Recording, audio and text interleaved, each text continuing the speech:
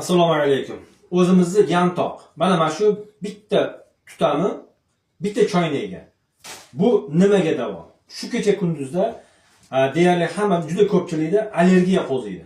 Ana o'sha allergiyani tez zo'r sababchisi tabiiy, arzon, bezarar usuli mana shu. Buni yaxshi tarafi yosh bolalar ham, qariyalar ham, emiziklar ham, homiladorlar ham iste'mol qilaversanglar bo'ladi.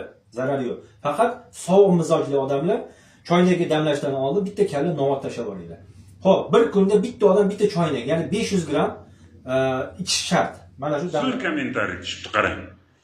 O'zingiz necha dollar ishladingiz?